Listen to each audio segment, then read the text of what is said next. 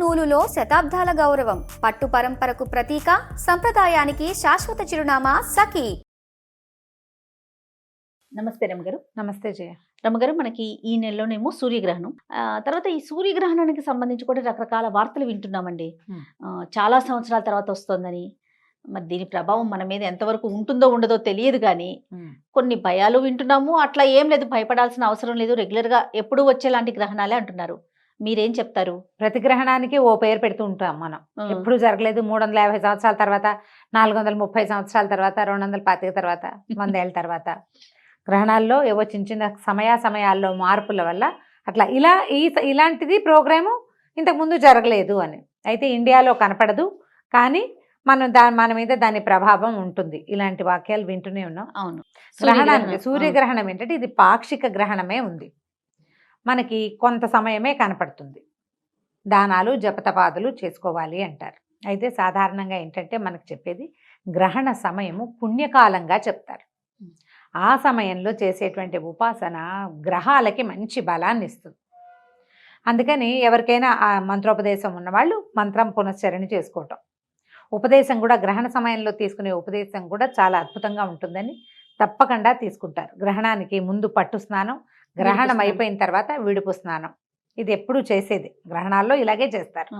అయితే గ్రహణ కాలంలో ఉపాసనా బలాన్ని పెంచుకునేందుకు జపం చేసుకుంటారు. ఇప్పుడు ఏమీ లేని వాళ్ళు, అంటే ఉపాసనలు అవి లేని వాళ్ళు, లేదా ఉపదేశాలు లేని వాళ్ళు, మనబొట్టి వాళ్ళు, సామాన్య వాళ్ళంతా ఏం చేయొచ్చు, ఏదైనా చదువుకోవచ్చు. దైవ సంబంధమైంది చదువుకుంటే ఫలితం బాగుంటుంది. ఉపదేశం అవసరం లేని మంత్రాలు, శ్లోకాలు, స్తోత్రాలు ఉంటాయి కదా, అవి ఏవైనా పారాయణ చేసుకోవచ్చు. అయితే దేవాలయాలు మూసేస్తారు, మన ఇళ్లలోనే చేసుకోవాలి. గ్రహణ సమయంలో ఆహార స్వీకారం మంచిది కాదు. మరి పసిబిడ్డలు అలా అయితే చంటి పిల్లలకి చేయగలిగేది ఏమీ లేదు.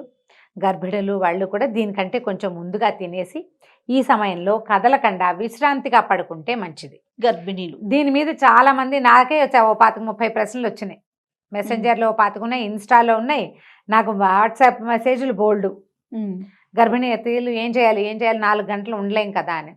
మధ్యాహ్నం 2 గంటలకు 2 తర్వాత తినేసి అప్పుడు పడుకుంటే విశ్రాంతిగా 4 తర్వాత నిద్రపోయేందుకు ప్రయత్నం చేయండి. సూర్యాస్తమయం అయితే 6:30, 6:35 కల్లా అయిపోతుంది. అప్పుడు తీసుకోవచ్చు. 7-7:30 అయ్యాక స్నానం చేసి తీసుకోవచ్చు. ఈ కాసేపు తినకపోతే ఏదైనా గ్లూకోజ్ అదైపోతుంది ఇదైపోతుంది ఇలాంటి భయాలు అయితే ఎక్కువగా ఉండవు. నిద్రపోతే సరిపోతుంది కదా, పడుకోవచ్చు. గర్భిణులు తిరగద్దు బయటికి, పిల్లల్ని కూడా బయటికి రానివ్వకుండా ఉండడమే మంచిది. పిల్లలకి కాస్త అటు ఇటు ఆడుకున్నా ఏం పర్వాలేదు అనుకుని కనపడదు పెద్దగా, మనకి కొంచెం సమయమే మనకు కనిపించే సమయం. కాబట్టి అంత కంగారు లేదు, అంత ఆలోచించాల్సిన అవసరము లేదు. వాళ్ళు చేయవలసిన దానాలు అవి మనకి సోషల్ మీడియా అంతా కోళ్ళు వగైరా పక్షుల్లాగా కూసేస్తున్నాయి కనిపిస్తాయి. ఇవి దానం చేసుకోవాలి అని. అవేవో సాంగంగా దానం చేయకపోయినా దైవ ప్రార్థన చేసుకోండి, మీకు ఉపకరిస్తుంది. అది దానం చేయగలిగితే మంచిదే. చేయలేకపోతే నమ్మకం లేదు మీకు మనకి నమ్మకం ఉన్నా లేకపోయినా రాత్రి పగలు తప్పవచ్చు. నేను నమ్మను, రాత్రి ఆగుతుంది అది. ఇక్కడ కూర్చుంటావు, పగలు రావాల్సిందే. మహా అయితే నువ్వు నిద్రపోకుండా ఉంటావు, అంతే తప్పిస్తే రాత్రిని మాన్పలేం కదా. జరగాల్సినవేవో జరిగిపోతాయి.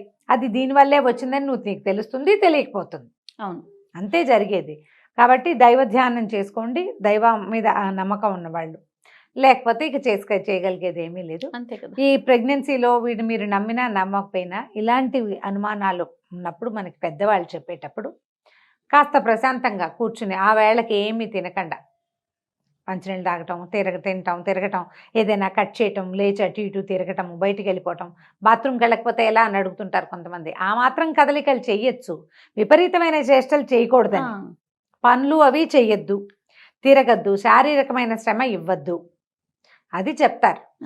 ఇప్పుడు అందుకని మరి అన్నపానీయాలు అంటే టాయిలెట్ కూడా వెళ్ళకూడనంత కాదు కదా. అంత కాదు, విశ్రాంతిగా మంచం మీద పడుకోవటం, ఈ కూర్చుని తరగటము, ఏదైనా చెయ్యటము, ఒత్తటము, నీళ్లు తోడడం అలాంటి పనులు చేయనిచ్చేవాళ్ళు కాదు. ఇప్పుడు ఎందుకంటే నిజంగా మనకి ప్రపంచంలో ఎన్నో విశేషాలు ఉన్నాయి.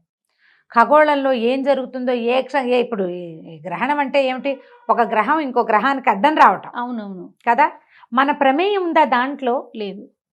లేదు. ఆ సమయంలో ఏం జరుగుతుందో మనకు తెలియదు. తెలీదు. ప్రపంచంలో అగ్నిపర్వతాలు ఉన్నాయి, ఇలా ఇంకోటి ఉన్నాయి, ఇంకోటి ఎన్ని రకాలు ఉన్నాయి. అవన్నీ వాటంతటవే చేస్తున్నాయి, మన ప్రమేయం లేదు. మన లివింగ్లో కూడా, మన జీవితంలో కూడా మన ప్రమేయం లేకుండానే పుట్టేస్తాను పోతూ ఉంటాం మనం. అవునండి. మనకు తెలియదు వాటి సంగతి. మనకి తెలియని దాని గురించి మనం ఎందుకు వాదించాలి? ఎవరో పెద్దలు మనకి ఇలాంటి నిర్దేశనం చెప్పారు, జాగ్రత్తగా ఉండండి అని. పాటిస్తే సరిపోలా? అంతే. నువ్వు ప్రశ్నిస్తావు, పోనీ నీకు ఒక ఆన్సర్ తెలుసా? ఏమీ జరగదు అని ఎవరు రాసిస్తారు? ఏం జరగదని చెప్తావు. జరిగితే దానికి దానివల్లేనని కనుక నువ్వు చెప్పగలవా? దానివల్లే అని చెప్పలేవు, దానివల్ల కాదని చెప్పలేవు. లేదండి. ఈ రెండు లేనప్పుడు మేము రెస్ట్ తీసుకుంటాం అంటుంటే వాళ్ళని కాదని అక్కర్లేదని బాగా డాన్స్ చేయండి అని ఎందుకు చెప్పాలి? అవును. హాయిగా ఎగురి తిరగండి అని చెప్పకూడదు కదా. రెస్ట్ తీసుకోమని చెప్తే సరిపోతుంది. దాని వల్ల వచ్చే నష్టం అయితే లేదు కదా. లాభం లేదు అనుకుందాం, నష్టం అయితే లేదు కదా. ఓ 3-4 గంటలు విశ్రాంతే కదా. కాబట్టి విశ్రాంతి తీసుకోండి. గర్భిణీ స్త్రీలు ప్రశాంతంగా ఉండండి. పూజా విధానం చేసుకోగలిగే వాళ్ళు చేసుకోండి. ఖచ్చితంగా గ్రహణ సమయాల్లో ఆహార స్వీకరణ అంత మంచిది మాత్రం కాదు. తినకుండా ఉండడం మంచిది. మన ఇంట్లో నిలవ పచ్చళ్ళు, పప్పులు, ఉప్పులు అవి ఉంటే వాటిలలో దర్భలు వేసుకోవటం, దర్భగడ్డిని తెచ్చుకుని వేసుకోవటం. ఉపనయనం అయిన వాళ్ళు మన గ్రహణ స్నానం అయిన తర్వాత యజ్ఞోపవీతాన్ని మార్చుకుంటారు, యజ్ఞోపవీతం మార్చుకోవటము. ఇది చేయొచ్చు ఇంత మటుకు.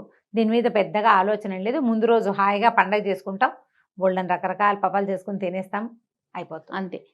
భయపడొద్దు, అందుకని మన పెద్దవాళ్ళు చెప్పింది కొట్టి పారేయొద్దు, అంతే కదా రమ్మగారు. అంటే పెద్ద అనుమానాలు ఏం లేవమ్మా. ఇంత మాత్రం చేస్తే చాలు. మామూలుగా గ్రహణానికి ఎలా చేస్తామో దీనికి కూడా అంతే. రెస్టే తీసుకోవాలంటున్నారు ఇంట్లో వాళ్ళు, నేను ఎలాగా అని ప్రశ్నించద్దు. రెస్ట్ తీసుకోవడానికే ప్రయత్నం చేయండి. ప్రెగ్నెన్సీ వాళ్ళు ఉన్న వాళ్ళు కొంచెం జాగ్రత్తగా ఉంటే సరిపోతుంది. అది అయిన తర్వాత 7:30-8 గంటల వేళ ఒక మాట చక్కగా స్నానం చేసి ఫ్రెష్గా అప్పుడు ఏదైనా వండుకుని పొద్దున వండుకున్నవి రాత్రి తింటాము మాత్రం ఈ రోజులో చేయపోకండి. నిలవ పెట్టకూడదు. మనం కూడా అంతే. ఎవరైనా సరే పొద్దున వండినవి నిలవ ఉంచుకుని సాయంకాలాన్ని తినద్దు. పొద్దున్న ఫినిష్ చేసేయండి. రాత్రి ఫ్రెష్గా కాస్త అన్నం వండుకుని ఏదైనా కూరనారో చపాతీలు ఏదో ఒకటి చేసుకుని అప్పటికప్పుడు అట్లా చేసుకుని తినండి. నిలవ పెట్టిన ఆహారం తినద్దు. ఓకే రమ్మగారు, నమస్తే. నమస్తే.